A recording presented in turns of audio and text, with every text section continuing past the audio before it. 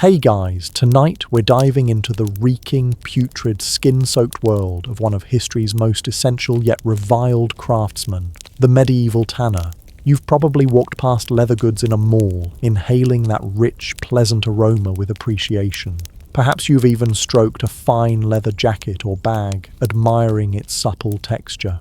But I promise you, the journey from living cow to fashionable accessory in medieval times was a nightmare of stench, disease, and social isolation that would make even the most hardened modern sewage worker gag reflexively. Before we wade knee-deep into this aromatic journey, take a moment to subscribe, but only if you enjoy these historical bedtime descents into occupational misery. Drop a comment letting me know where you're watching from and what time it is there. I'm always curious to know who's settling in for these tales of historical workplace horrors. Now, dim your lights, perhaps light a pleasant candle to combat what's coming, and let's sink together into the world of medieval tanning. You were born with the distinct misfortune of entering the world in a tanner's household. No gleaming inheritance awaited you. No land titles or noble connections, just a legacy of animal hides, caustic chemicals, and a family home that neighbors could locate blindfolded simply by following their noses. Your cradle wasn't lined with silk, but with scraps of leather too imperfect to sell, and your lullabies were punctuated by the scraping sounds of flesh being removed from fresh hides in the workshop below. Your earliest memories aren't of gentle maternal affection or playful romps through meadows. No, your first coherent recollection is likely the overwhelming, inescapable stench that permeated every fibre of your existence. A complex bouquet of rotting flesh, animal urine, feces, and the acrid bite of lime and tannin solutions. This wasn't just a smell, it was your birthright. Your identity, your inescapable future wafting through the air with every breath you took. While other children in the village were learning to skip stones or chase butterflies, your education began with the fundamentals of flesh removal. By age 5, you weren't playing with toys, but with scraps of discarded skin, your tiny fingers already developing calluses from handling the rough materials. Your father, a man whose very presence announced itself to noses long before eyes could confirm it, didn't believe in wasting time with frivolous childhood pursuits. The hide waits for no one, he'd grunt, his hands perpetually stained a mottled reddish-brown that no amount of scrubbing could remove. Your official apprenticeship began around age 6, though in truth, you'd been an unpaid labourer since you could toddle reliably without falling into the tanning pits. The ceremony, if you could call it that, consisted of your father handing you your first fleshing knife, a curved, wickedly sharp tool that had belonged to your grandfather and his grandfather before him. The handle, worn smooth from generations of palms, felt unnaturally large in your small hand. Don't cut yourself was the extent of your safety training. The unspoken addition. Because we can't afford to waste time on your bleeding. Your playmates weren't the village children who wrinkled their noses and kept their distance whenever you approached. No, your companions were the rats that feasted on discarded flesh scraps, the flies that swarmed in biblical proportions around the workshop, and occasionally a mangy workshop cat that tolerated your presence only because you sometimes saved choice bits of gristle. Your playground wasn't the village green, but the drying yard, where stretched hides created a macabre forest of skin for you to navigate between chores. The other village children received occasional days of rest, moments of play, perhaps even brief periods of parental affection. You received practical lessons in survival, how to hold your breath for impossibly long periods while stirring the urine vats, how to identify which animal skins would fetch the highest prices, how to scrape flesh from hide without damaging the valuable skin beneath. Your toys were the tools of the trade: scrapers, knives, stirring poles, and your games consisted of trying not to vomit when the summer heat intensified the workshop's bouquet to truly ungodly levels. Your father, the master tanner, wasn't a man of many words or tender emotions. His vocabulary consisted primarily of grunts, curses, and variations of "not good enough." His teaching method was simple: demonstrate once, expect perfection immediately, and express disappointment physically when that impossible standard wasn't met. He'd been taught by his father in exactly the same way, a generational trauma passed down as reliably as the family's closely guarded tanning recipes.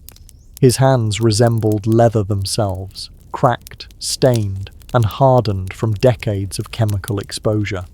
When they connected with the back of your head for some perceived failure, you learned quickly that his touch was as rough as his demeanor. Holidays existed for other families: Easter, Christmas, midsummer celebrations. These were simply days when other people didn't work. The Hydes didn't care about holy days. They continued their slow transformation regardless of what the church calendar dictated. Decomposition waited for no feast day, and so neither did you. While village children received small treats or enjoyed special meals on holidays, you received the gift of slightly less criticism if you managed to complete your tasks without error.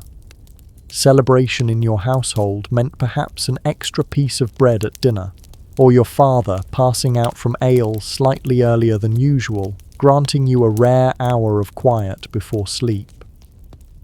The tanning process itself was a months-long symphony of stench and suffering that began long before the first hide ever reached your workshop. When animals were slaughtered, whether by butchers, hunters, or farmers, you were the ghoulish figure who appeared to claim what others discarded.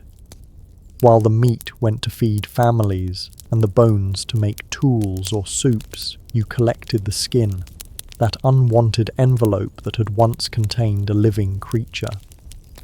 In summer, this meant racing against decomposition as hides began to rot within hours. In winter, it meant prying frozen skins from the ground, with fingers so cold they felt like they might snap off alongside the hide. Back at the tannery, your real work began. First came the soaking, submerging fresh hides in water to clean off blood and dirt. Sounds simple enough, except this created a primordial soup of bodily fluids that attracted every fly within miles. The water quickly transformed into a reddish-brown slurry that splashed onto your clothes, your face, into your mouth if you were unlucky or careless. This wasn't clean stream water, mind you, but often the same water used repeatedly until it became a thick, organic sludge that harbored its own evolving ecosystem of bacteria. Next came the truly revolting part: removing the flesh and fat that clung to the underside of the skin. You'd drape the heavy, waterlogged hide over a curved wooden beam and, hunched like a medieval gargoyle, scrape away with your fleshing knife. Each stroke sent globs of fatty tissue flying, some inevitably landing on your face or in your hair. The sound was wet and obscene, a slick, sucking noise as layers separated. One wrong move with your knife meant slicing through the valuable hide, earning you a cuff across the ear and the loss of potential profit. Too gentle, and remnants of flesh would remain, rotting later and ruining the final product. But the true horror, the process that cemented tanners as social pariahs, came next: dehairing the hides. This required breaking down the chemical bonds that held hair follicles in the skin, and medieval technology had discovered exactly one efficient way to do this: urine. Yes, human urine, collected in vast quantities. Your family likely kept large vats where you, your relatives, and occasionally paid contributors would relieve themselves. These vats fermented in the corner of your workshop, the ammonia content increasing as urea broke down, creating a caustic solution that could dissolve the connection between hair and hide.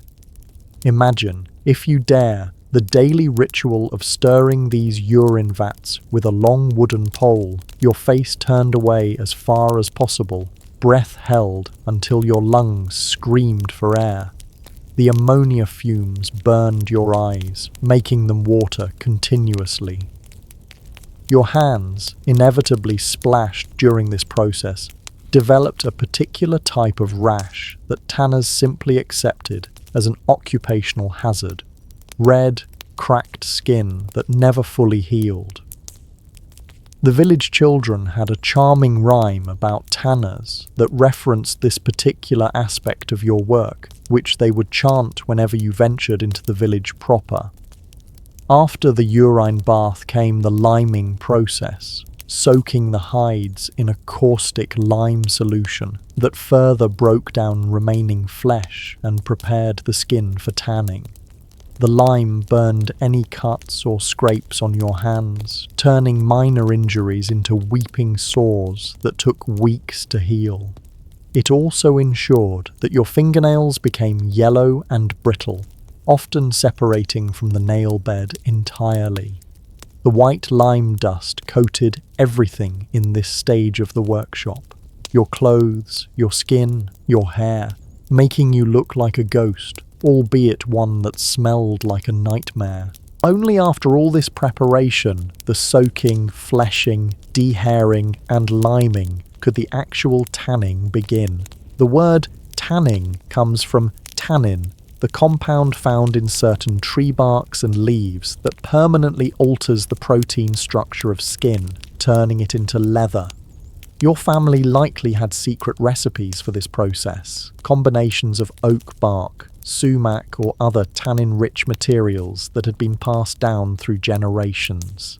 These were soaked in water to create a tannin-rich liquid that would slowly, over weeks or months, transform rawhide into durable leather. The hides would be submerged in progressively stronger tannin solutions, moved from vat to vat in a process that could take up to a year for the finest leathers. Each hide had to be regularly lifted, moved, and checked, back-breaking work that left you stooped and sore. The tannin stained your hands a deep brown that no amount of scrubbing could remove, marking you visibly as a tanner even when you weren't actively surrounded by your malodorous workshop.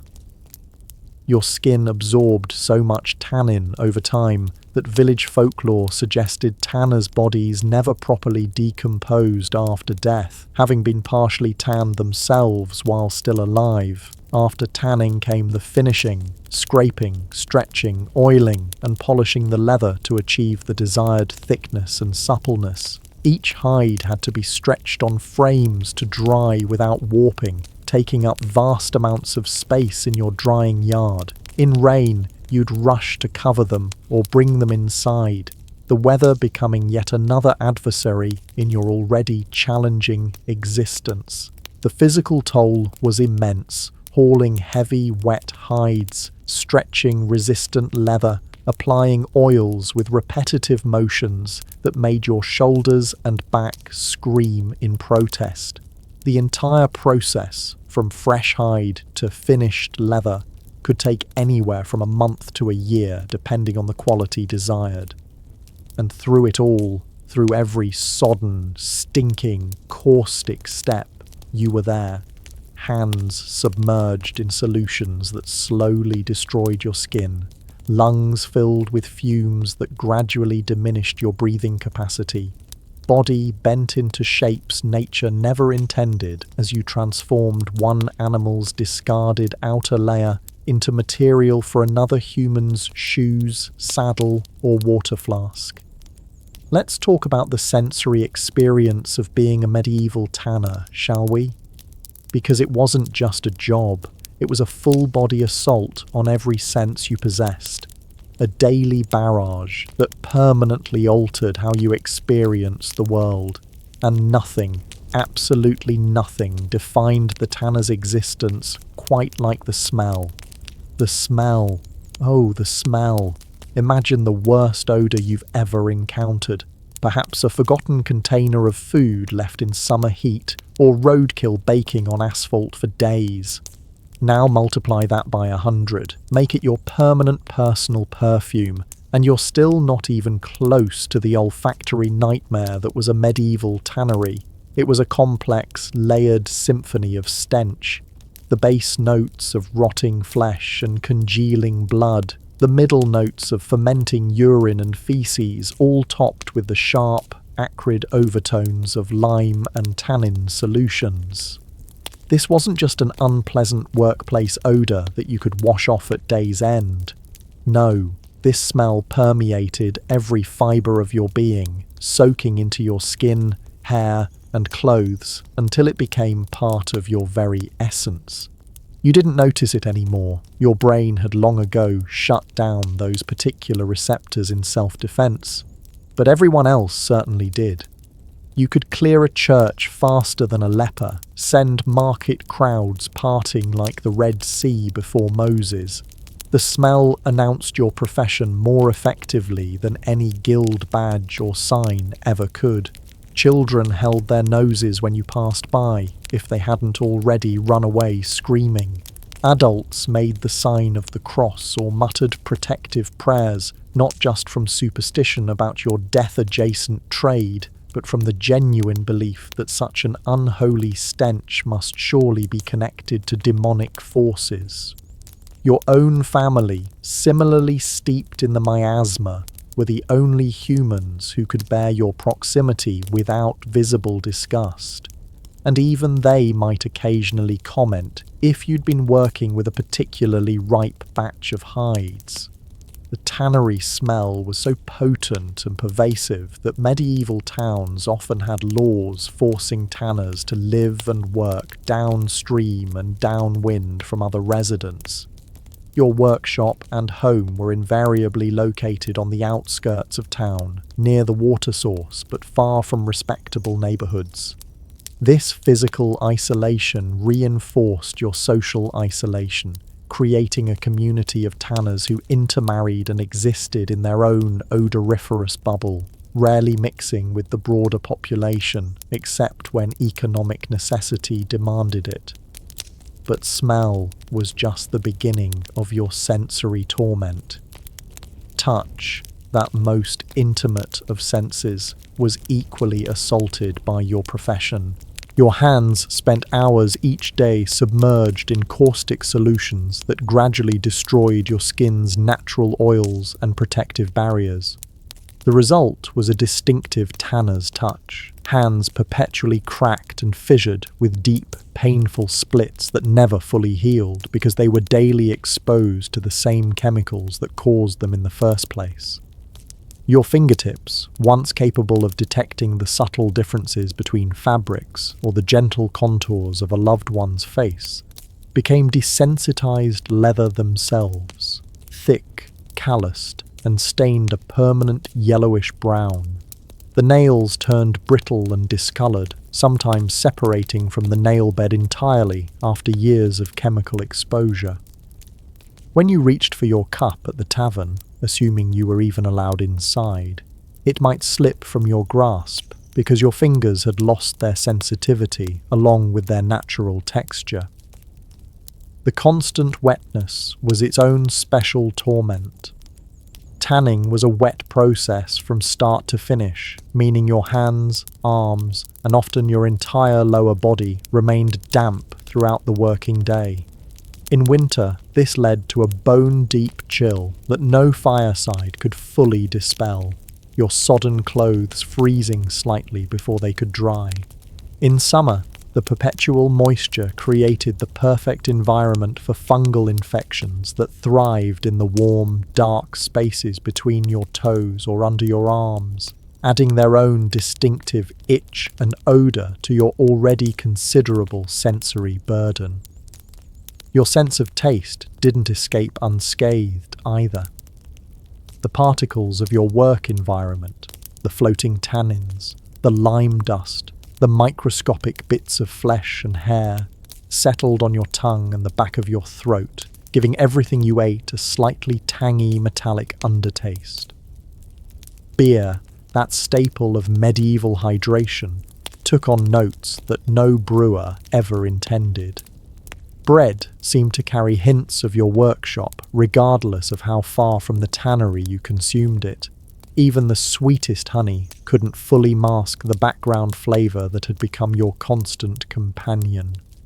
Your hearing adapted to the soundtrack of your profession, the wet slap of hides being thrown onto beams, the scrape of knives against skin, the bubbling of noxious vats, and the constant dripping of various solutions. The absence of these sounds became almost unsettling on rare occasions when work stopped. Like sailors who report still feeling the ocean's motion days after reaching land, you might find yourself hearing phantom workshop noises in the rare moments of silence. And then there was sight, your eyes perpetually red and watering from ammonia fumes, particularly during the dehairing process. The caustic solutions used in tanning could cause serious damage if splashed directly into your eyes, and medieval eye protection consisted of "try to look away" and "better luck next time." Many older tanners developed a distinctive squint, partly from years of keeping their eyes half closed against fumes, and partly from the concentration required to examine hides for flaws in poor workshop lighting. The visual landscape of your daily existence was equally disturbing to outsiders. The stretched skins drying on frames like some macabre art installation, the bubbling vats of mysterious liquids, the piles of hair and flesh scraps attracting rats and insects. To you, this was simply the visual vocabulary of your trade, as normal as a baker's view of loaves or a blacksmith's perspective of the forge. But to others, the tannery represented a glimpse into a nightmarish realm where dead things were transformed through arcane and foul-smelling processes. Your entire sensorium, that complete package of how you experience the world through your five senses, was fundamentally altered by your profession. You perceived reality differently than non-tanners. Your baseline for normal shifted so dramatically that you couldn't fully communicate your experience to outsiders. And they, in turn, couldn't imagine voluntarily subjecting themselves to what you endured every day. This sensory gulf widened the already considerable social divide between you and the rest of medieval society, reinforcing your status as necessary but never truly accepted. Your relationship with your tools as a medieval tanner was intimate, complex, and frequently painful, like being trapped in a toxic marriage with several sharp, unyielding partners who occasionally drew blood. These weren't just implements, they were extensions of yourself, co-conspirators in your malodorous craft, and sometimes your only consistent companions in a world that preferred to keep its distance. The fleshing knife was your primary partner, a curved blade with handles at both ends that removed unwanted tissue from the underside of fresh hides. You'd grip it with both hands, pulling it downward across the skin in long, practiced strokes. It required just the right pressure. Too light and flesh remained, too heavy and you'd slice through the valuable hide. This knife became so familiar that your hands automatically shaped themselves to its contours even when empty, your muscles remembering what your conscious mind tried to forget during rare moments of rest. The relationship was abusive from both sides. You'd curse the knife when it slipped, sending its edge into your thigh or across your knuckles. It would retaliate by finding new ways to bite you, catching on unexpected sinews or bouncing off tough spots in the hide. Over years, you developed a map of scars that told the story of your apprenticeship. each white line a lesson in respect for the blade that both provided your livelihood and regularly threatened to end it. The scraping beam, a sloped, smooth wooden surface over which hides were draped for cleaning, became your altar of sacrifice. You'd spend countless hours hunched over it, your spine gradually conforming to its curve until your posture permanently resembled the tool itself. The beam collected bits of your existence, sweat, blood, skin cells, until it developed a patina that was partially composed of you. In winter, the wood contracted and sometimes splintered, sending slivers into your forearms as you worked.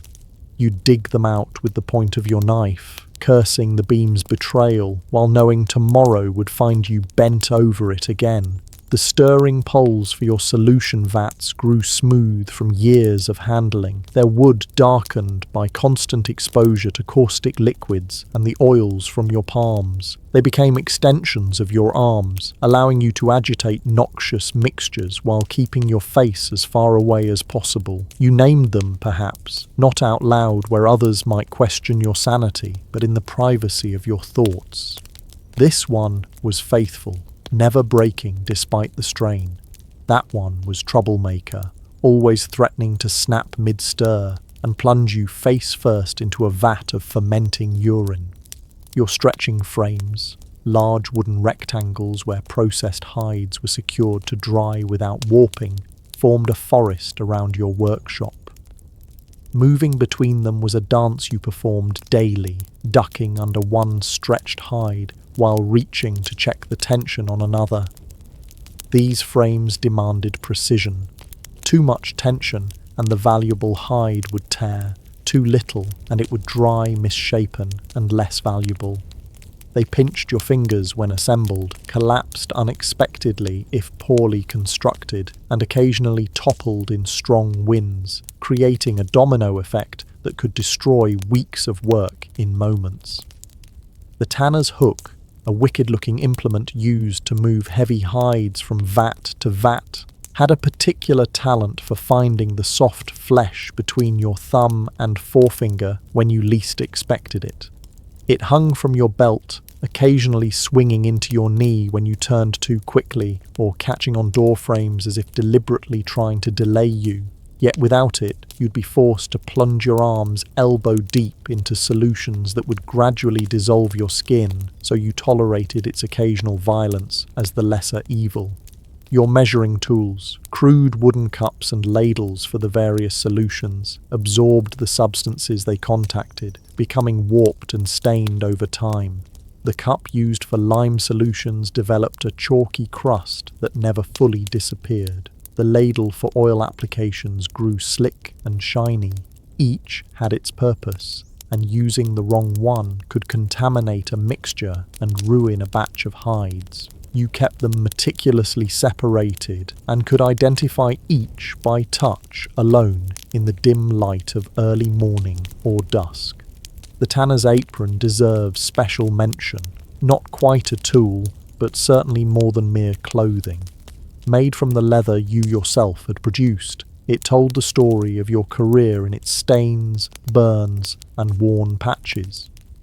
The bottom edge, constantly brushing against your legs as you moved, eventually conformed to your stride. The chest, splashed with every solution known to the trade, developed a stiffness and discoloration unique to your particular working style. It protected your clothing beneath, somewhat, but also marked you visibly as a tanner, a wearable sign of your profession that you couldn't easily remove in social situations. Your tools required constant maintenance, edges sharpened, handles replaced, surfaces smoothed, creating a cycle of care that mirrored the way they both served and abused you.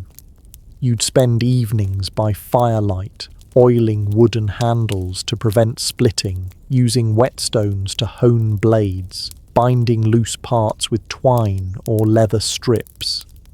This maintenance became a meditation of sorts, a quiet communion with the implements that simultaneously enabled your survival and hastened your physical decline.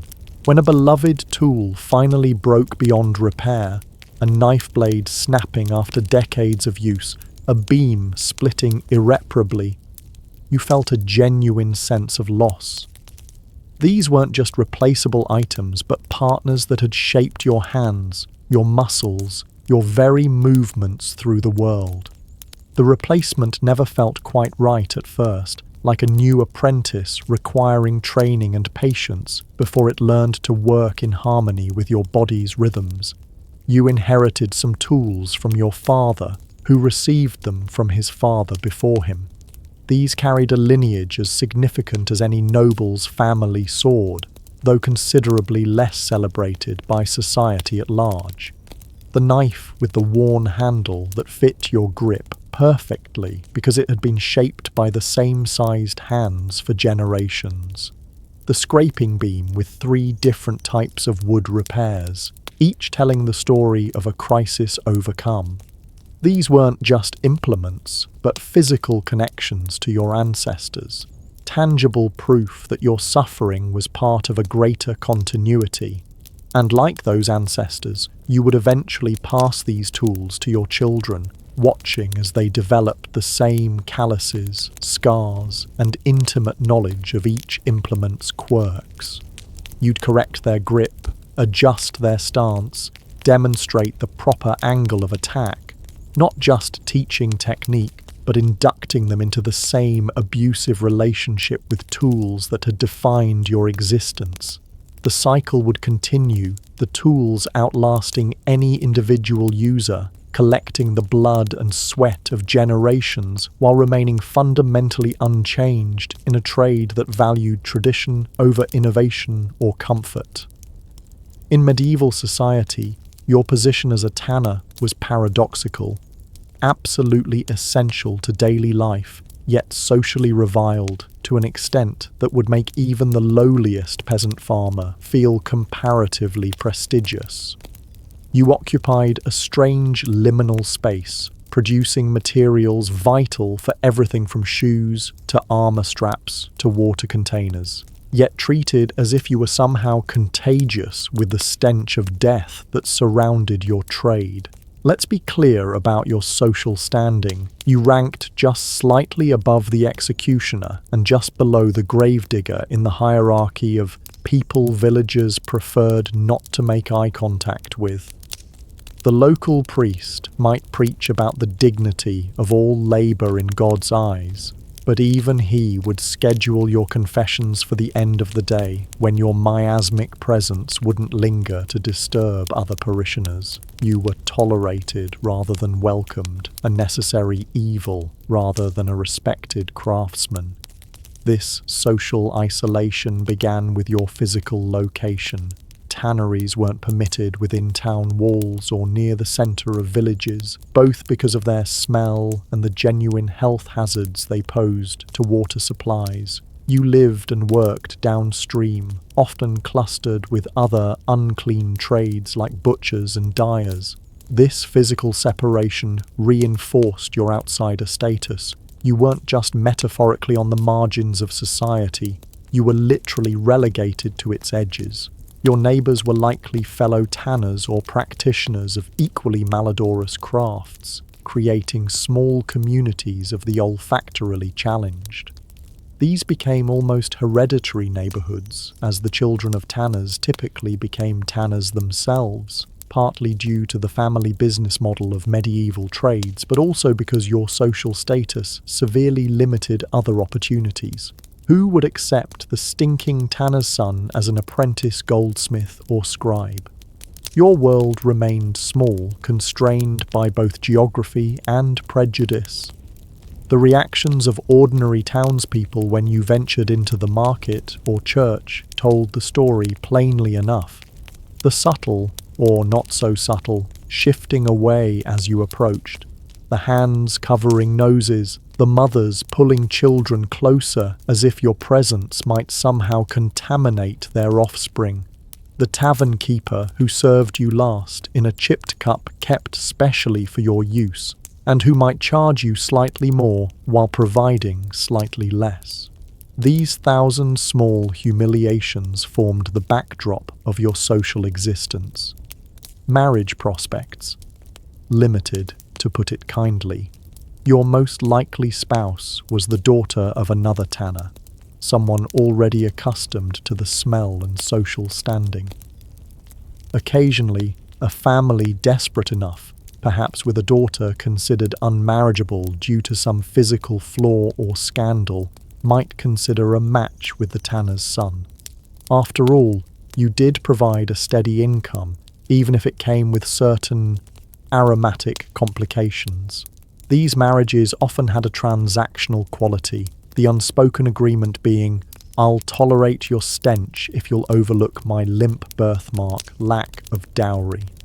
Your children inherited your social status along with the family business. From birth, they were tanner's children, a designation that followed them through life like their father's distinctive smell. At school, if they attended, they sat apart. In church, they occupied the back pews or stood near the door. They learned early to expect less consideration, less opportunity, less respect, simply because of their father's occupation. The social hierarchy of medieval childhood could be brutally efficient, and Tanner's children discovered their place at the bottom of it before they could fully understand why. Relationships with other craftsmen were complicated by both practical concerns and social prejudice. The cobbler needed your leather but preferred not to deal with you directly. The same applied to the saddler, the bookbinder, the glover, all craftsmen whose livelihoods depended on your products, but who considered themselves several social rungs above you. These transactions often involved middlemen or were conducted with minimal interaction, the other party eager to complete the business and escape your presence. The irony, of course, was that everyone used your products, from the humblest peasant's shoes to the knight's sword belt to the bishop's ornate book covers. All came from leather that passed through hands like yours. The very people who wrinkled their noses at your approach wore your craftsmanship against their skin. The lord who would never acknowledge you at market relied on your leather for his horse's saddle and reins. You were invisible, yet indispensable, the unacknowledged foundation upon which countless other crafts and activities depended. This contradiction created a strange kind of power. You couldn't raise your prices too high, that would invite competition or imports, but you could occasionally extract small revenges against those who treated you poorly. Perhaps the rude baker's leather bucket developed mysterious weak spots that leaked. Maybe the merchant who always tried to cheat you received hides with subtle flaws that only became apparent after he'd already paid. These minor acts of rebellion provided small satisfaction in a world that offered you little respect. Your relationship with authority was equally complex. Town officials needed your services but preferred to interact with you through intermediaries. Tax collectors arrived holding scented handkerchiefs to their faces. Guards might hassle you if you appeared in town at unusual hours, assuming nefarious purposes rather than legitimate business. Yet these same officials would quickly intervene if anything threatened the tannery's operation. Not out of concern for you personally, but because the town's economy partially depended on your malodorous contribution. Religious authorities viewed you with particular ambivalence. The church technically forbade Christians from occupations involving blood and death, yet made exceptions for necessary trades like butchery and tanning. You existed in a spiritual grey area, not excommunicated, but not fully embraced either. Some priests might suggest additional prayers or charitable donations to offset the unclean nature of your work. Others might use your trade as a convenient metaphor for sin in their sermons, the stench of moral corruption likened to the tanner's perpetual miasma. The one group that treated you with something approaching respect was, ironically, the nobility, particularly knights and their retainers. They understood the practical value of good leather for armor, weapon grips, and horse tack. A knight's life could literally depend on the quality of your work, creating a pragmatic appreciation that transcended social prejudice. They might still hold their noses in your presence, but they addressed you directly and sometimes even knew your name. This rare acknowledgement of your skill and importance provided a thin thread of dignity in an otherwise thankless existence. Over time, you developed coping mechanisms for your social isolation. Perhaps you embraced your outsider status, finding dark humor in others' reactions, or quiet pride in providing an essential service despite the lack of recognition. Maybe you created a rich inner life to compensate for limited external connections, becoming more observant, thoughtful, or spiritually inclined than your social betters might expect. Or you might have simply grown a protective callus around your heart, matching the physical calluses on your hands. A hardened indifference to the slights and sneers that accompanied your every venture into public spaces. Whatever your adaptation, you remained caught in the paradox of your existence, vital yet vilified, necessary yet neglected. The creator of materials that touched every aspect of medieval life while being yourself untouchable. Your contribution to society was literally woven into its fabric, stitched into its footwear, wrapped around its waists and shoulders, yet your name would never appear in any chronicle or be spoken with respect at guild gatherings. You were the tanner, essential, invisible, and always standing downwind. The economic realities of being a medieval tanner were as harsh and unforgiving as the chemicals that slowly destroyed your hands. Your business existed in a perpetual state of feast or famine, with very little middle ground to provide stability or comfort. The financial aspects of your trade were nearly as unpleasant as the sensory ones, though they at least didn't literally make your eyes water. Let's start with your customers. A diverse group united primarily by their reluctance to pay you what your work was actually worth. The local cobbler needed your leather constantly, but haggled over every penny as if you were personally responsible for his tight profit margins. The saddler required your finest materials, but always had a story about why payment would be delayed until after the next fair. The bookbinder wanted perfect, unblemished skins, but balked at the price such quality commanded. Every transaction became a battle of wills, a dance of negotiation where you started high knowing they'd try to wear you down. Your pricing structure was complicated by the medieval economy's general instability and the seasonal nature of your raw materials. Hides were plentiful after autumn slaughtering, but scarce by late spring. Tanning agents like oak bark were harvested at specific times of year. Your prices fluctuated accordingly, leading to accusations of price gouging when you were simply responding to market realities. Try explaining supply chain logistics to an angry cobbler who needs leather now and doesn't care about your increased costs for winter-sourced hides. Payment rarely came in straightforward currency. The medieval economy operated largely on barter and credit, meaning you might receive actual coins from only a fraction of your customers. The rest paid in goods, services, or promises. The baker offered bread, the brewer ale, the carpenter repairs to your workshop. You became an unwilling participant in a complex web of obligations and debts that required the memory of an elephant and the patience of a saint to track properly. Credit was both necessary and dangerous. You extended it because you had to. Few customers could pay immediately for large orders, but collecting on those debts could be nearly impossible. What recourse did you have when the local knight, technically owing you for leather used in his saddle and armor straps, simply ignored your requests for payment? Taking him to court was theoretically possible, but practically laughable. The local magistrate, who probably also owed you money, was unlikely to rule against a social superior for the benefit of the malodorous tanner. Your own suppliers presented another economic challenge. The butchers who provided fresh hides knew you needed their products and charged accordingly. The foresters who controlled access to oak bark for tanning could raise prices during shortages. The various merchants who supplied the tools, chemicals, and materials necessary for your trade all took their cut. Your position in the middle of this supply chain meant you absorbed cost increases from suppliers while facing resistance to price increases from customers.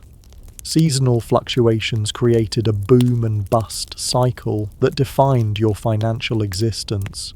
Winter meant fewer fresh hides, but also slower tanning processes due to cold temperatures. Spring brought increased demand as travelers and merchants prepared for summer journeys, needing new shoes, bags, and horse tack. Summer's heat accelerated decomposition, forcing you to work quickly with fresh hides while managing the overwhelming stench. Autumn brought the slaughter season and a flood of raw materials that required immediate processing before they rotted. This cycle created periods of frantic overwork followed by relative scarcity. During peak seasons, you might work from dawn until well past dusk, your entire family pressed into service to handle the volume. During slow periods, you worried about feeding those same family members as orders dwindled. There was no concept of saving for retirement. You simply worked until you physically couldn't anymore, then relied on your children to support you while they took over the business. Competition existed, but was limited by geography and guild regulations. Most towns could support only one or two tanneries, creating small monopolies within specific areas. However, travelling merchants might bring leather from other regions, undercutting your prices during fairs or markets. The quality of imported leather varied wildly, sometimes inferior, sometimes superior to your own, but customers often made decisions based solely on price, ignoring the durability and craftsmanship that distinguished truly good leather. Your relationship with the local guild, assuming your town was large enough to have one, was another economic factor to consider. Guild membership provided some protection against outside competition, but also imposed restrictions on your business practices. Prices might be standardized, preventing you from undercutting fellow tanners or charging premium rates for superior work. Apprenticeship rules limited your workforce. Quality standards had to be maintained, even when doing so cut into your already thin profit margins. Taxation added another layer of financial burden. The local lord, the town council, the church, all wanted their share of your meagre earnings. Tax collectors arrived with disturbing regularity, holding scented handkerchiefs to their noses while demanding payment based on estimated rather than actual income. They assumed you were hiding profits, while in reality, you were often operating just above subsistence level. Arguing was pointless. The tax collector always won, if not through legal means, then through the implied threat of making your life even more difficult. Investment in your business required careful calculation. New tools, expanded facilities, or improved processes all cost money that you rarely had in abundance. Taking loans was possible, but dangerous. Medieval interest rates were exorbitant, and failure to repay could result in imprisonment or confiscation of your property. Most tanners expanded incrementally, saving for years to add a new vat or build a larger drying shed, always balancing the potential for increased production against the very real risk of financial ruin. The value of your business as an inheritance was substantial despite its many challenges. A functioning tannery represented generations of accumulated knowledge, established customer relationships, and physical infrastructure that would be prohibitively expensive to recreate from scratch. This created a powerful incentive to keep the business in the family, with sons following fathers into the trade regardless of personal inclination. The tannery wasn't just your livelihood, it was your children's future security in an insecure world. Your economic status placed you in an awkward middle position in medieval society. You weren't destitute. Your essential trade prevented that level of poverty, but neither were you truly prosperous by the standards of successful merchants or craftsmen. You occupied a precarious economic niche, always one bad season or one major customer loss away from serious hardship. This financial insecurity coloured every aspect of your existence, from the food on your table to your children's prospects, to your standing in the community. The final economic irony of your profession was that the very products you created with such effort and at such personal cost would long outlast you. The leather book covers you produced might still be protecting their contents centuries after your death. The saddles and harnesses would serve multiple owners over decades. The shoes and belts would be worn until they literally fell apart, then be repaired and worn again. Your life's work had a permanence that few other medieval craftsmen could claim, a small consolation for the economic challenges that defined your living years. The health consequences of being a medieval tanner went far beyond the occasional cut or bruise. Your chosen profession, or more likely, the profession thrust upon you by birth, was essentially a slow-motion suicide pact with various chemicals, biological hazards, and physical strains. Modern workplace safety regulations would have shut down your entire operation before you finished your morning urine collection.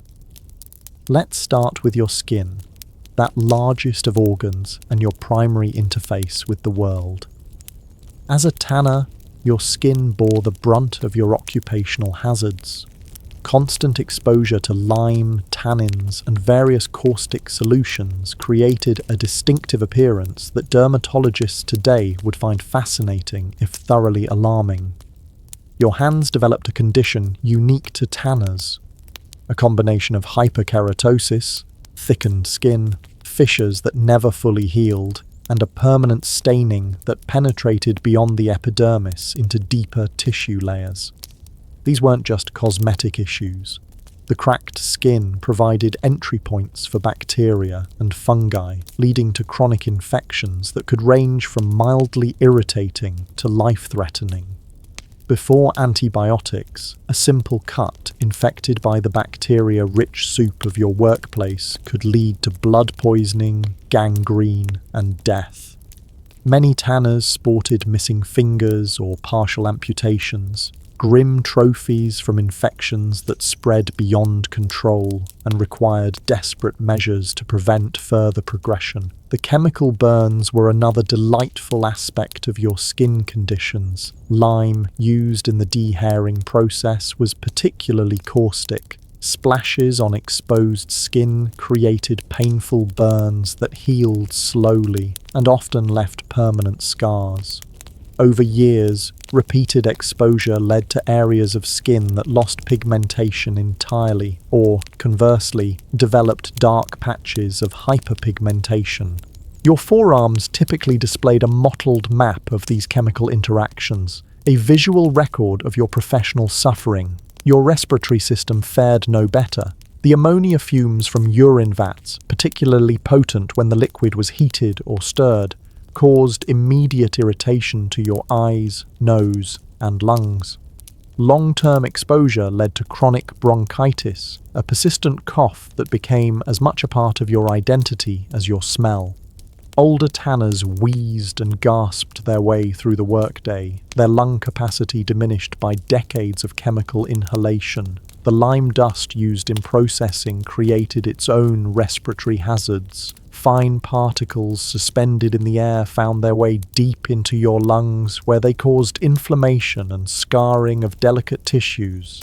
This occupational form of pneumoconiosis, dust-induced lung disease, progressed slowly but inexorably, gradually reducing your breathing capacity until simple tasks left you winded and gasping. The medieval medical establishment had no name for this condition beyond tanner's breath or similar colloquialisms, but its effects were well known within the trade. Your musculoskeletal system suffered equally dramatic insults. The physical demands of tanning, lifting heavy, waterlogged hides, bending over scraping beams for hours, stirring large vats of solution, created predictable patterns of injury and degeneration. Your lower back was typically the first casualty, the discs between vertebrae compressed and damaged by years of improper lifting and bending. Pain became your constant companion, managed with whatever alcohol or herbal remedies were available and affordable. Your shoulders and elbows developed their own pathologies from the repetitive motions of scraping, stretching, and processing hides. What modern medicine would identify as tendinitis, bursitis, or rotator cuff injuries, you simply experienced as progressive pain and limited range of motion. By your 40s, assuming you lived that long, you moved like a man decades older, each action accompanied by creaks, pops, and winces that told the story of your occupational abuse. Your knees, those complex and vulnerable joints, deteriorated from hours spent kneeling on hard surfaces while fleshing hides or working at ground level. The cartilage wore away gradually, leaving bone grinding against bone with every movement. Medieval tanners developed a characteristic gait, slightly bow-legged, stiff, with a tendency to avoid full extension of the knee. This wasn't a fashion choice, but a pain minimization strategy, an unconscious adaptation to chronic joint degeneration. The nervous system didn't escape unscathed either. Prolonged exposure to the chemicals used in tanning, particularly certain tannins and finishing agents, could cause peripheral neuropathy, damage to the nerves in your extremities. This manifested as tingling, numbness, or burning sensations in your hands and feet, sometimes progressing to loss of fine motor control. The medieval tanner attributed these symptoms to age, cold, or perhaps supernatural influences, having no framework to connect them to workplace chemical exposure. Your digestive system suffered both direct and indirect consequences of your profession. Direct ingestion of tanning chemicals was inevitable despite your best efforts. Particles landed on your food, transferred from your hands to your mouth, or were swallowed as part of the dust you inhaled. These caused chronic inflammation of your digestive tract, leading to what we might now recognize as occupational gastritis or even ulcers. The indirect effects came from your limited diet. Your perpetual stench reduced your appetite, while your social isolation often restricted your access to better quality foods. Your eyes, constantly exposed to fumes, dust, and splashing liquids, developed their own pathologies. Chronic conjunctivitis, inflammation of the membrane covering the eye and lining the eyelids, was so common among tanners that red-rimmed, watery eyes became another identifying feature of your profession. More serious were the chemical burns from splashed solutions, which could cause corneal scarring and partial vision loss. Many older tanners had cloudy, damaged corneas from years of workplace injuries, their vision gradually diminishing along with their other faculties. The immune system, though not well understood in medieval times, was another casualty of your profession. Constant exposure to animal remains, bacteria-rich solutions, and environmental toxins created a state of chronic inflammation throughout your body. Your immune response, perpetually activated, eventually became either exhausted, leading to increased susceptibility to infections, or hyperactive, causing autoimmune-like conditions. Either way, you are likely to suffer more frequent and severe illnesses than those in cleaner professions. Mental health, while not recognized as a medical category in medieval times, was nonetheless affected by your occupation. The social isolation resulting from your smell and low status created conditions ripe for what we would now call depression or anxiety. The physical pain of your daily existence added another layer of psychological burden. The medieval tanner had few outlets for these mental health challenges. Perhaps alcohol, perhaps religion, perhaps simply the grim satisfaction of continuing to exist despite society's disgust. Your life expectancy reflected all these accumulated health insults. While medieval lifespans were generally shorter than modern ones, tanners typically died younger than their contemporaries in cleaner trades. Those who survived the immediate risks of infection or accident still faced the long-term consequences of chemical exposure and physical strain. A tanner reaching his 50s was considered remarkably durable. One reaching his 60s was practically supernatural. The final health irony of your profession was that the very substances slowly killing you were preserving the animal hides you worked with. Tannins prevented decomposition and created durable, long-lasting leather, essentially mummifying the skin tissue. Your own body, meanwhile, was breaking down at an accelerated rate, damaged by the same chemicals that gave your products their valued longevity. You preserved others' materials at the cost of your own physical integrity, a trade-off that no workplace safety committee would ever approve, but that medieval economic necessity demanded without question. The changing seasons brought their own special torments to the medieval tanner, transforming your already challenging profession into a year-round exercise in environmental adaptation. Unlike other craftsmen who might find certain seasons easier or more profitable, you discovered that each part of the year presented its own unique methods of making your life miserable. Summer arrived with a vengeance in the tannery, turning your workplace into something approximating a medieval vision of hell. The heat amplified every odor to truly biblical proportions. What merely smelled terrible in cooler weather became an almost visible miasma that hung in the air like a malevolent spirit. The stench of decomposing flesh scraps, fermenting urine, and various chemical solutions combined into a symphony of reek that could make even hardened tanners gag during particularly brutal heat waves. The practical challenges of summer tanning were equally daunting. Fresh hides began decomposing within hours of removal from the animal, meaning you worked at a frantic pace to begin processing before valuable skin became worthless rot. Flies descended in biblical plagues, laying eggs that hatched into writhing masses of maggots with disgusting efficiency. You developed techniques to work while constantly waving away insects, a strange dance that became second nature during the warmer months. Bacteria thrived in summer heat, accelerating both decomposition and the risk of infection.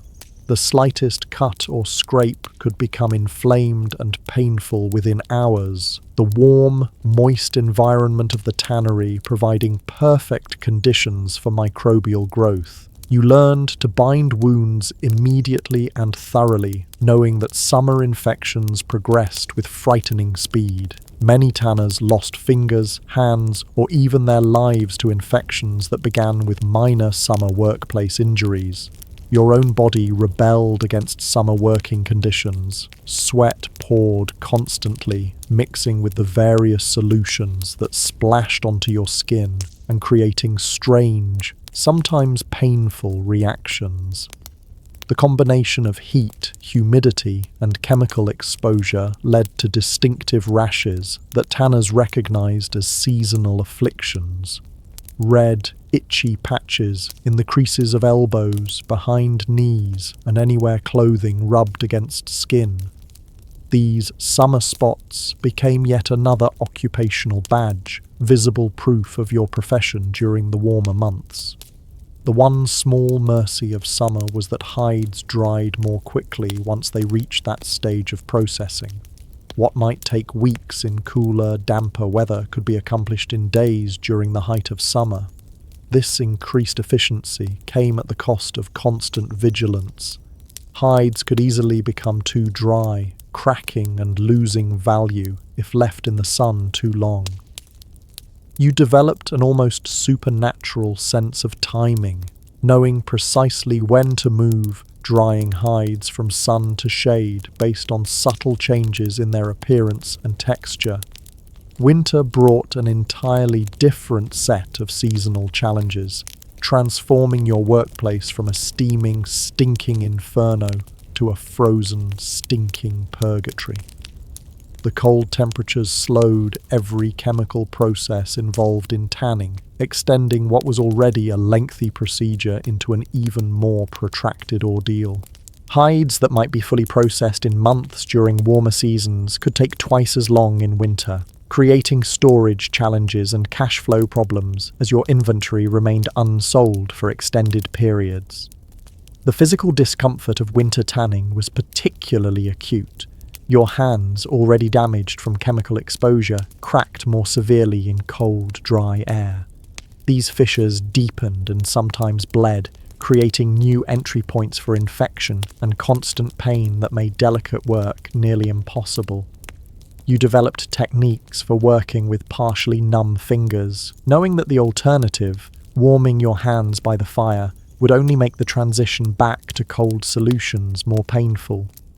Water, essential to every stage of the tanning process, became your winter adversary. Vats developed ice crusts that had to be broken each morning. Hides frozen mid-process could be damaged, their fibres ruptured by expanding ice crystals. The constant cycle of thawing and refreezing created unpredictable results in your chemical solutions, altering their effectiveness in ways that required constant adjustment based on experience rather than any formal understanding of chemistry. Your workshop itself, typically a simple structure with minimal insulation, provided little protection against winter's bite. The small fires you maintained for certain processes barely affected the overall temperature, creating small pockets of warmth surrounded by freezing air. You worked in layers of clothing that became progressively more soiled and stiff with chemical residue, your movement restricted by both fabric and cold. The contrast between the chill air and the occasional need to plunge your arms into solutions created a special type of misery unique to winter tanning. Spring arrived with its own distinctive challenges, chief among them being the seasonal rains. Water management became your primary concern as downpours threatened to flood tanning pits, dilute carefully prepared solutions, and damage drying hides. The medieval tannery had rudimentary drainage at best, meaning you spent many spring days frantically digging channels to redirect water away from your workplace, often standing ankle-deep in muddy slurry that contained a disturbing mixture of tanning chemicals and organic matter. The increased humidity of spring created ideal conditions for mold and mildew, unwelcome additions to your already complex microbial workplace environment. Hides in the drying stage could develop fuzzy patches of growth that damaged the leather and reduced its value. You learned to identify the early signs of contamination and developed techniques to salvage affected hides, though these were often labour-intensive and not always successful. Spring also brought increased demand as travellers prepared for journeys on roads that had been impassable during winter. Suddenly, everyone needed new shoes, repaired saddles, fresh water skins, all requiring your products and creating a surge in business that would have been welcome if it hadn't coincided with some of your most challenging working conditions. The pressure to produce quickly, despite environmental obstacles, added mental stress to the physical challenges of spring tanning. Autumn, with its cooling temperatures and slaughtering season, created the annual peak of your raw material supply. Suddenly, hides were abundant as farmers culled livestock before winter, creating a glut that required immediate processing. This period of plenty came with its own pressures. You needed to capitalize on the availability of fresh hides while knowing that your storage capacity and processing speed had definite limits. Choices made during autumn would affect your inventory and income for months to come. The falling leaves of deciduous trees provided an essential tanning ingredient. Tannins from oak, chestnut, and other bark that had to be harvested and processed during this specific season. This created another layer of autumn activity, as you either gathered these materials yourself or negotiated with suppliers who knew the seasonal nature of your need, gave them significant leverage in pricing. The quality of these tannins would directly affect the quality of your leather, making these autumn transactions particularly crucial to your reputation and livelihood. The transition from summer's heat to winter's cold brought its own physical challenges. Your body, accustomed to one set of working conditions, had to adapt to another. Joints that had been relatively flexible in warm weather stiffened in the cold. Techniques that worked during summer required adjustment for autumn conditions. This seasonal adaptation was particularly difficult for older tanners, whose bodies had less resilience and greater accumulated damage from years in the trade. Throughout all seasons, your relationship with water sources remained complicated and often contentious. In summer, low water levels might concentrate pollutants from your tannery, drawing complaints from downstream neighbours. Spring floods could spread your waste more widely, creating new enemies. Winter might freeze the surface of streams, but not the contaminated flow beneath. Autumn's falling leaves could clog drainage channels, creating backups and overflows. No matter the season, your water usage and waste disposal made you an environmental pariah, adding another layer to your social isolation. The medieval tanner's calendar wasn't marked by holidays or celebrations, but by these seasonal challenges and adaptations. Your knowledge included not just the chemical processes of turning hide to leather, but the specific adjustments required as the Earth made its annual journey around the Sun. This seasonal expertise was part of the intangible inheritance you would eventually pass to your children.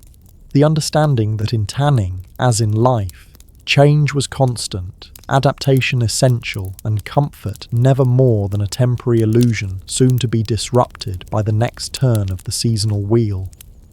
Beyond the daily challenges and chronic health issues, the medieval tanner lived with the constant spectre of unexpected disasters that could destroy livelihoods, limbs, or lives with frightening suddenness. These weren't the predictable hardships of your malodorous profession, but the bolt-from-the-blue catastrophes that reminded you how precarious your existence truly was. Fire ranked among the most feared disasters in any medieval setting, but in a tannery it took on particularly nightmarish dimensions. Your workplace contained a volatile combination of flammable materials, dried hides, oils, fats, and various organic compounds, alongside the open flames needed for heating certain solutions. This dangerous proximity created perfect conditions for conflagrations that could consume generations of work in minutes. The tannery fire didn't just destroy your current inventory and workspace, it released toxic fumes from burning chemicals that could cause immediate respiratory distress or even death. The distinctive black smoke from a tannery fire was recognizable from miles away, causing even those who normally avoided you to come running. not necessarily to help, but to ensure the blaze didn't spread to more respectable establishments. Your neighbours might form bucket chains to douse the flames, but their primary motivation was self-preservation rather than concern for your livelihood. Recovery from fire meant rebuilding not just physical structures, but your entire economic foundation. The specialised vats, beams, and drying frames weren't easily replaced, often requiring specific materials and craftsmanship. Your stored inventory of both raw hides and finished leather, essentially your savings account in material form, would be gone. Insurance didn't exist in any formal sense, meaning you absorbed the entire loss personally.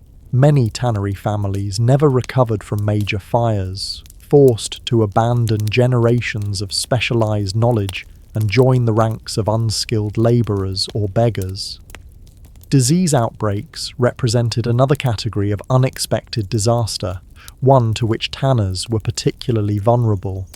Your constant exposure to animal remains created elevated risk for zoonotic diseases, those jumping from animals to humans. Anthrax, a bacterial infection that could be transmitted through contact with infected animal hides, was a particular occupational hazard. Its symptoms progressed from skin lesions to systemic infection with frightening speed, often proving fatal in an era before antibiotics. Other diseases found fertile ground in the tannery environment. The standing water in tanning pits provided breeding grounds for mosquitoes carrying malaria in warmer regions. The rats attracted to organic waste could bring fleas harbouring bubonic plague. Your weakened respiratory system, damaged by years of chemical exposure, made you more susceptible to tuberculosis and other pulmonary infections. When epidemics swept through medieval towns, tanners often suffered disproportionately, their bodies already compromised by occupational exposures. Paradoxically, the very chemicals that slowly poisoned you sometimes provided limited protection against certain pathogens. The lime used in processing killed some bacteria, while tannins had mild antimicrobial properties. This created a strange situation where your workplace might simultaneously increase your risk for some diseases while offering modest protection against others.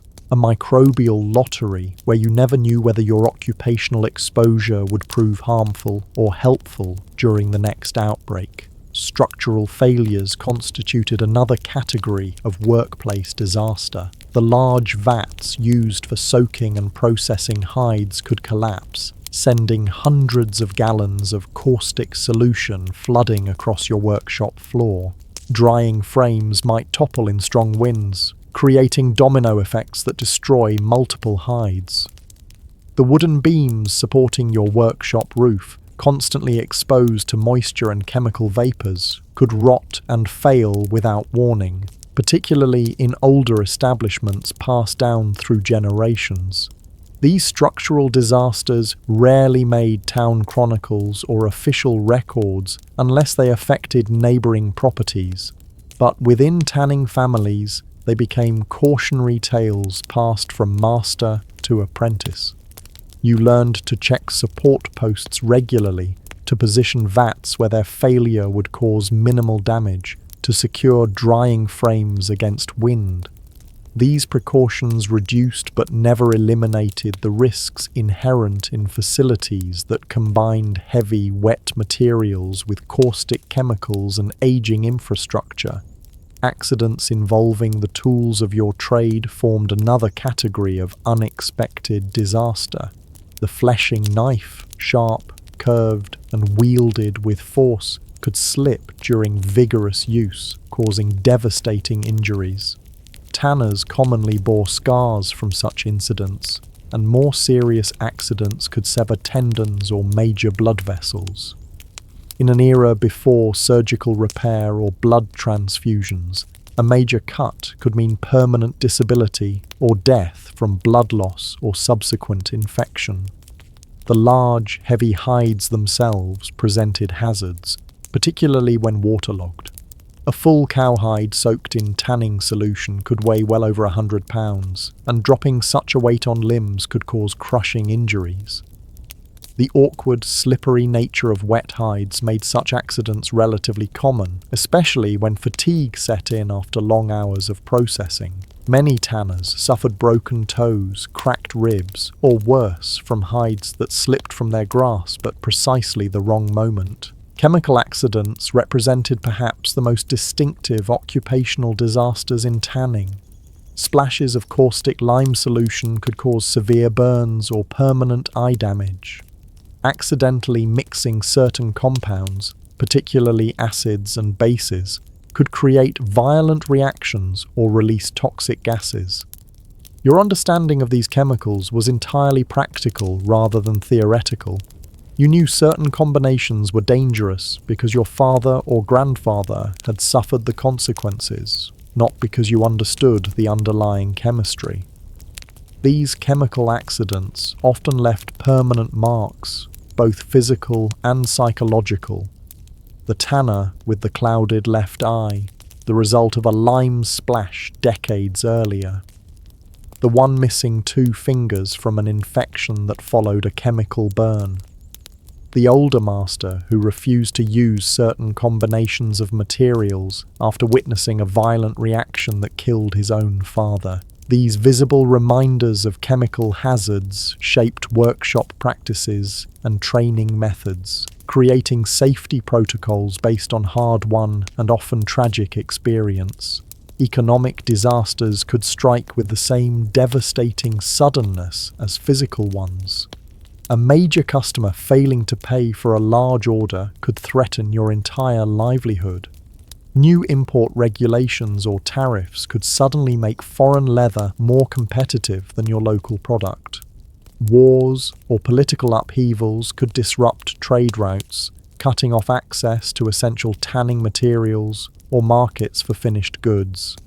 These economic shocks rippled through the tanning community, sometimes forcing even established masters into poverty. The medieval guild system provided limited protection against some economic disasters, creating mutual aid arrangements for members in good standing.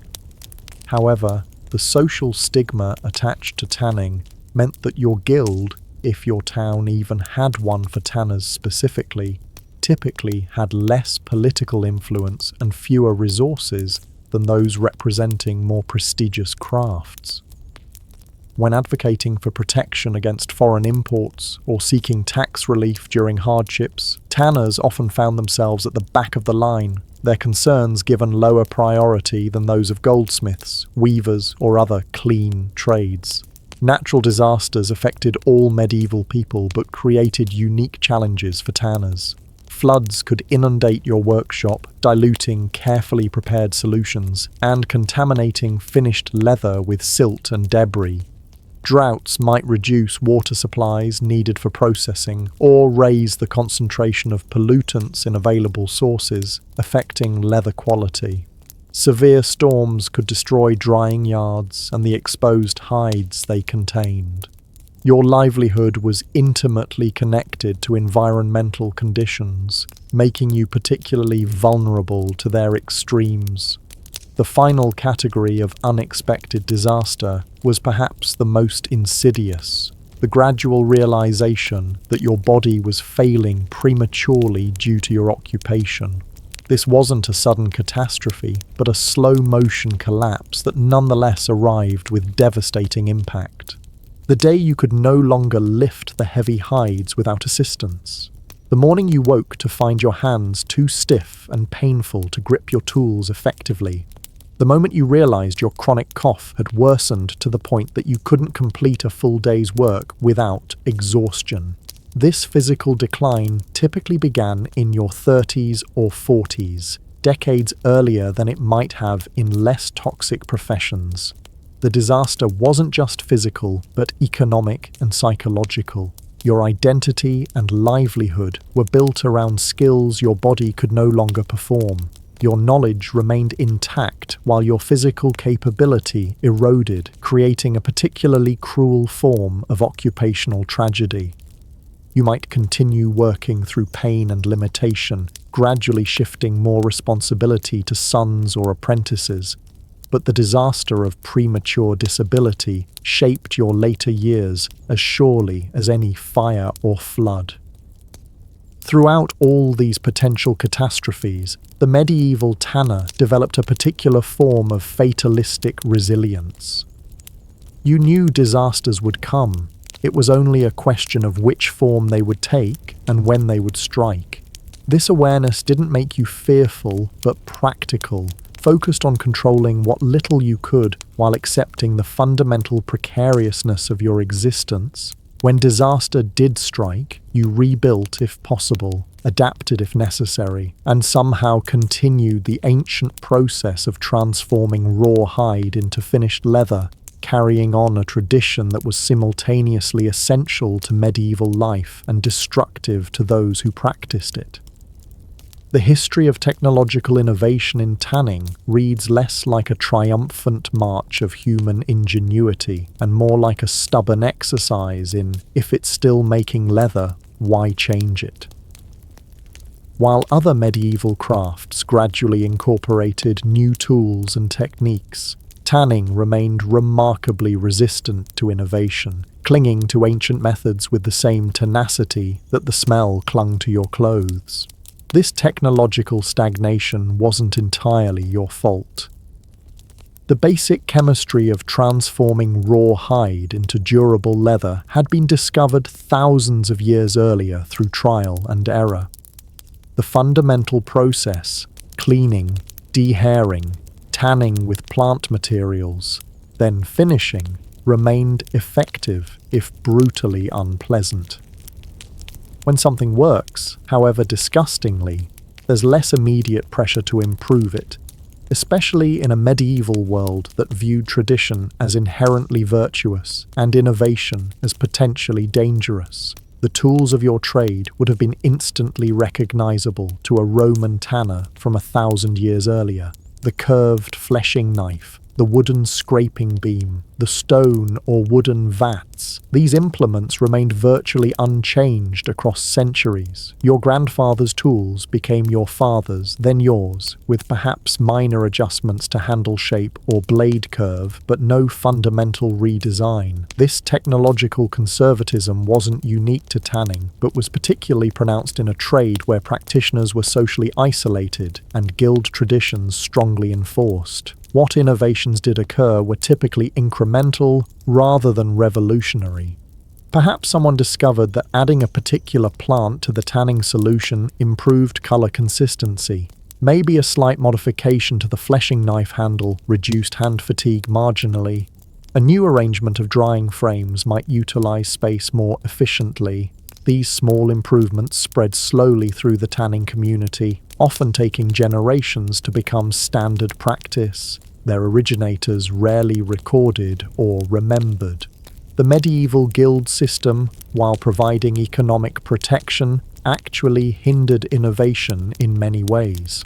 Standardized practices weren't just traditions, but enforceable rules, with penalties for members who deviated too far from established methods. This system ensured consistent quality but discouraged experimentation. Why risk guild censure by trying a radically different approach when the traditional one, however unpleasant, produced leather that customers recognized and accepted? The social isolation of tanners further slowed technological diffusion. Innovations that might have spread quickly among more connected crafts took longer to reach the tanning community. Your workshop, located on the outskirts of town and avoided by most citizens, wasn't exactly a hub for the exchange of new ideas. When you did hear of potential improvements from traveling merchants or rare interactions with tanners from other regions, you might view such foreign notions with suspicion rather than enthusiasm. Environmental factors also limited innovation. tanning required specific natural resources, clean water, certain plant materials, animal hides that couldn't be easily substituted or artificially created with medieval technology. Unlike crafts that could experiment with different metals or fibers, you were constrained by biological realities. A blacksmith might try a new alloy. You were stuck with whatever properties animal skin naturally possessed. The few significant technological shifts that did occur in medieval tanning came from external pressures rather than internal innovation. When certain oak species became scarce due to deforestation, tanners were forced to experiment with alternative tannin sources. When regulations pushed tanneries further from town centres due to pollution concerns, larger-scale operations became necessary to justify the more distant locations, leading to changes in workshop organisation, if not in basic techniques. One area where you might have seen modest innovation was in the finishing of leather.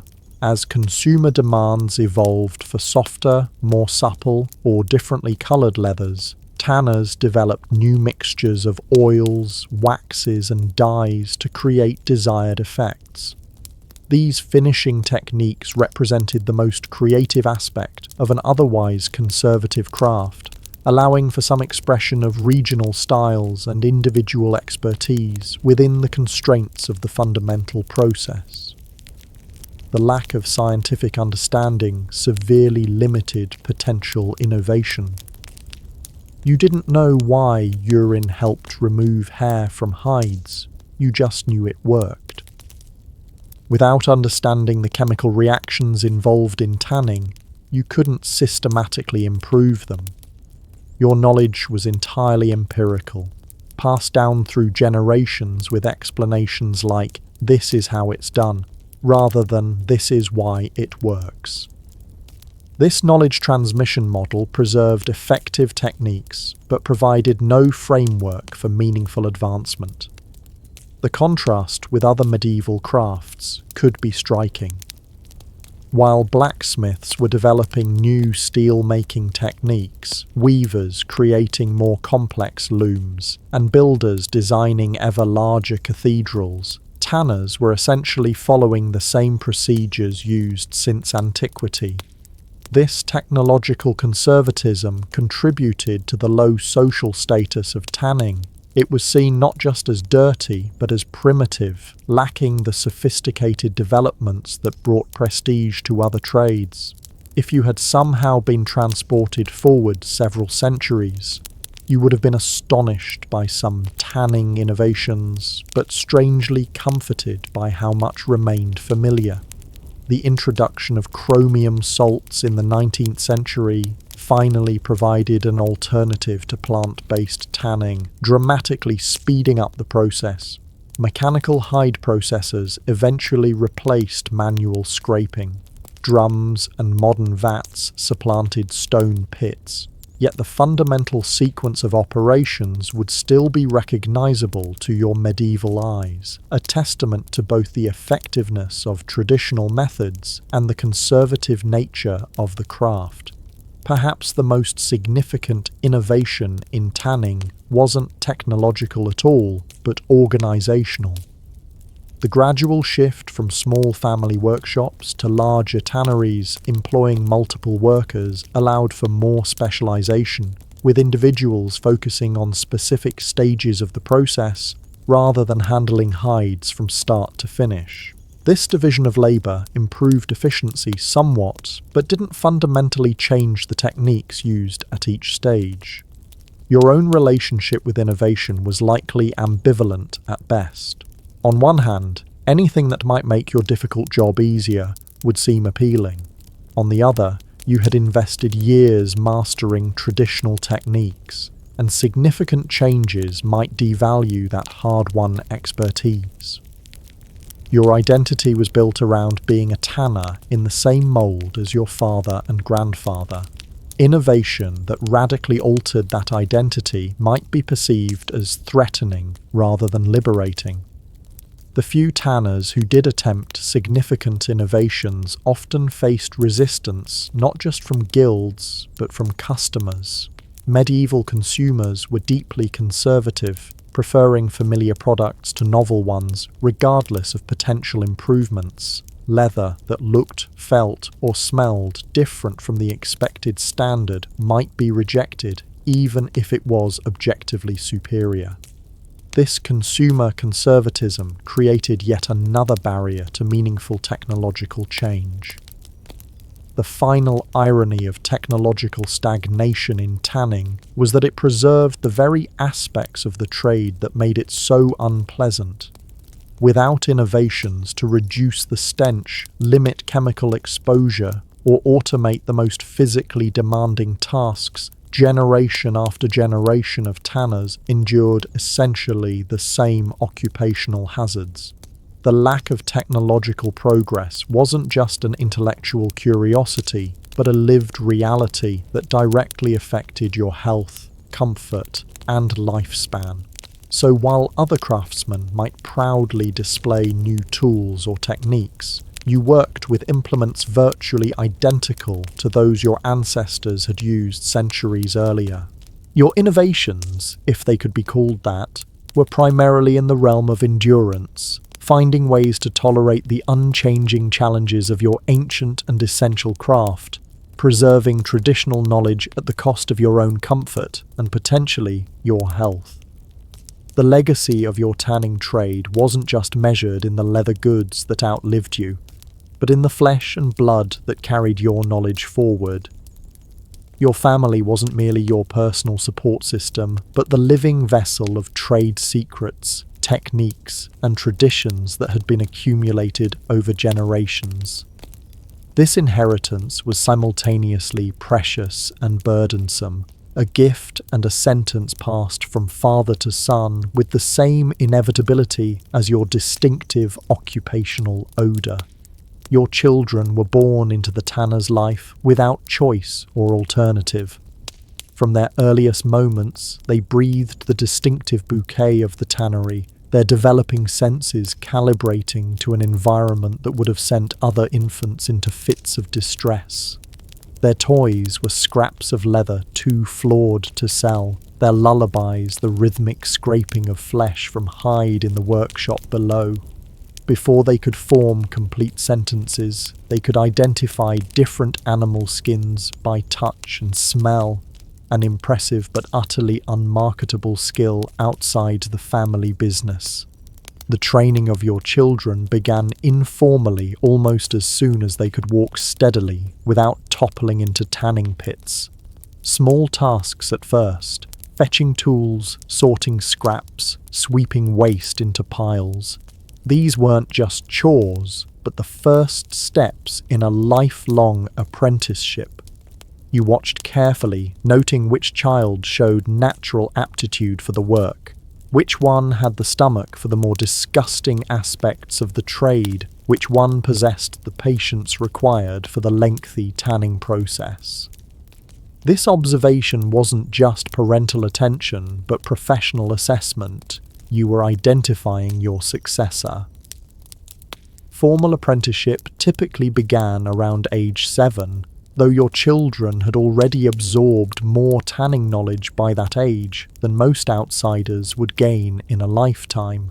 The ceremony, such as it was, might involve presenting the child with their first set of tools, perhaps miniature versions of your own, crafted specifically for smaller hands. This moment marked the transition from casual helper to dedicated apprentice, from child to tanner in training. The weight of family expectations settled on small shoulders that would gradually broaden under its pressure. The education you provided was comprehensive, if entirely practical. No reading or writing. Those were luxuries for merchants' children or those destined for the church. Instead, you taught the sensory knowledge that no book could capture, how to judge a hide's quality by its smell and texture, how to feel when a knife was sharp enough for proper fleshing, how to test a tanning solution's strength by its effect on your skin. This knowledge entered through the hands, nose, and eyes rather than the mind, a bodily understanding that became instinctive over years of practice. Discipline in this educational process was typically harsh, reflecting both medieval child-rearing practices in general and the specific dangers of the tanning environment. Mistakes weren't just learning opportunities but potentially life-threatening errors. A moment's inattention around caustic solutions or sharp tools could result in permanent injury or death. Your corrections came swiftly and physically, a cuff to the head for daydreaming near the lime vats, a sharp verbal reprimand for improper tool handling. You weren't being cruel but practical. Better a bruise now than a maiming or fatality later. The relationship between master and apprentice, father and child, created complex emotional dynamics. Your children simultaneously feared and respected you, resented and relied upon you. You were their primary model of adulthood, their source of both approval and criticism, their gateway to eventual independence through mastery of the trade. This dual relationship, familial and professional, created bonds that were powerful, if not always comfortable, forged in the shared crucible of the tannery's daily challenges. As your children grew, their responsibilities increased gradually, matching their physical development and accumulated skill. By their early teens, they could perform most basic tanning operations under supervision. By their late teens, they worked alongside you as junior partners rather than mere assistants. This progression wasn't just professional development, but a slow transfer of authority and knowledge, preparing them for the day when they would inherit not just your tools, but your position as master tanner. Not all children adapted equally well to the family trade. In almost every tanner's family, there was at least one child who rebelled against their predetermined path. Perhaps they were more sensitive to the smell, more susceptible to the chemical irritants, or simply dreamed of a different life beyond the tannery's boundaries. These rebellions took various forms: sullen compliance, active resistance, or in extreme cases, running away to seek apprenticeship in another trade or even another town where their family connection to tanning wasn't known. The fate of these rebels varied widely. Some succeeded in establishing alternative lives, particularly if they had relatives in other trades who might take them in. Others found that their tanner's stench and lack of other marketable skills limited their options severely. Many eventually returned to the family business, their dreams of escape crushed by economic reality and medieval society's rigid occupational structures. Their return was rarely triumphant, but resigned, their subsequent work coloured by the knowledge of failed alternatives. For those children who did embrace the family trade, marriage and family formation presented another aspect of the tanner's legacy.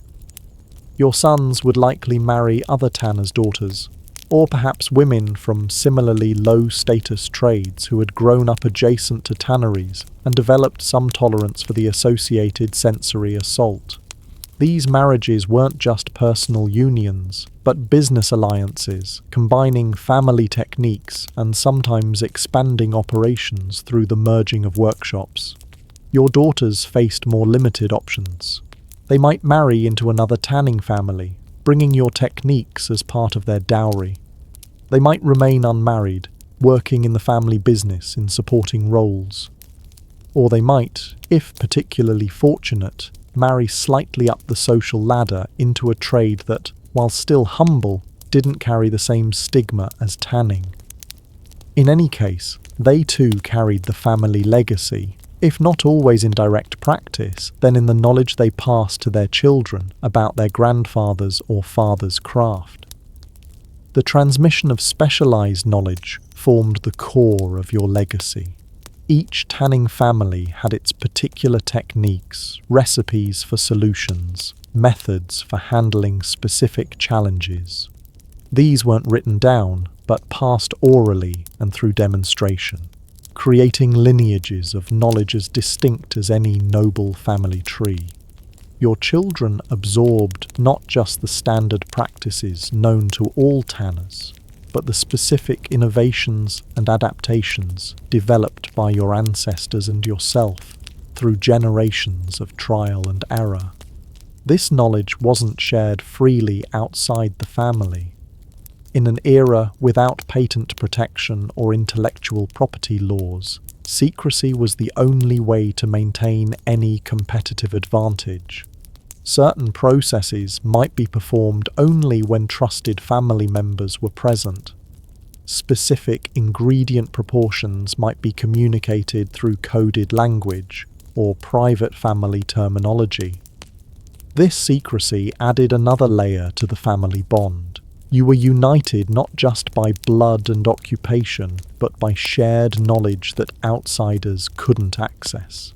As you aged and your body began to fail under the accumulated insults of decades in the trade, the practical aspects of legacy became increasingly important. The transition of workshop leadership from father to son, typically the eldest, though sometimes a younger child who showed greater aptitude, was rarely abrupt. Instead, authority shifted gradually as your physical capabilities declined and your heir's experience grew. You might retain nominal leadership while delegating more physically demanding tasks, preserving your dignity while acknowledging reality. This transition period could last years, creating a multi-generational workshop where grandfather, father, and son worked side by side, each at different stages of the tanner's life cycle. The oldest provided wisdom and quality control. The middle generation handled management and customer relations. The youngest performed the most physically demanding tasks. This arrangement maximized the utility of each family member while providing a living demonstration of the trade's continuity across time. Your final legacy as a tanner was perhaps the most poignant, the physical transformation of your children's bodies to match your own. As they matured in the trade, they developed the same distinctive physical markers: the stained hands, the characteristic stoop, the respiratory issues, the premature aging. Looking at your adult son was like seeing your younger self, knowing that he would follow the same trajectory of physical decline that you had experienced. This wasn't just occupational similarity, but a kind of bodily inheritance, the trade literally reshaping each generation in its image. When death finally came, typically earlier for tanners than for practitioners of less toxic trades, your legacy continued in multiple forms. The physical workshop and tools passed to your heirs, often with specific items designated for particular children based on their skills and specialties. The knowledge you had accumulated and refined throughout your lifetime remained alive in the practices of those you had trained. The leather goods you had produced continued to serve their owners, often outlasting your own mortal existence. And perhaps most enduringly, your legacy lived on in the continuation of an ancient craft that, despite its unpleasantness, remained essential to medieval life. You were one link in a chain stretching back to prehistory and forward into futures you couldn't imagine. Your individual suffering, skill, and knowledge formed part of humanity's collective technical heritage, an anonymous but vital contribution to the material culture that made civilization possible. No songs celebrated your work, no monuments marked your achievements, but the quiet persistence of leather as a material testified to the value of your difficult, smelly, essential craft. And so we reach the end of our malodorous journey through the life of a medieval tanner. As you drift towards sleep, perhaps with a newfound appreciation for your own career choices, let's reflect on what we've learned about this essential yet reviled medieval profession. The tanner occupied a unique position in medieval society, simultaneously indispensable and ostracized, a creator of materials that touched every aspect of daily life, yet personally untouchable due to the sensory assault that accompanied their craft. This paradox defined the tanner's existence, creating a life of contradictions that few other medieval workers experienced quite so acutely. The physical toll of tanning was perhaps its most immediate and obvious cost. Your body became a map of your profession, hands permanently stained and cracked from chemical exposure, lungs damaged by fumes, joints prematurely aged by repetitive motions and heavy lifting. The medieval tanner aged before their time, their body breaking down under the accumulated insults of decades spent transforming raw hide into finished leather. The physical price of practicing this essential craft was paid daily, in pain, discomfort, and gradually diminishing capabilities. The sensory experience of tanning redefined your relationship with the world. The infamous smell became so much a part of you that you ceased to notice it, while it remained the first and sometimes only thing others perceived about you. Your sense of touch was altered by chemical exposure and callus formation. Your taste was affected by the particles that permeated your environment. Even your vision and hearing adapted to the specific conditions of the tannery. This sensory transformation created a gulf between you and non-tanners, a fundamental difference in how you experience the shared world around you. Socially, your position was clear and immutable, necessary but never truly accepted. You lived literally and figuratively on the margins, your workshop banished to the outskirts of town, your presence tolerated rather than welcomed in communal spaces. The products of your labor were valued while you yourself were devalued, creating a strange disconnect between your economic contribution and your social standing. This contradiction shaped your interactions, your self-perception, and your family's place in the rigid hierarchy of medieval society. Economically, tanning offered stability without prosperity, security without wealth.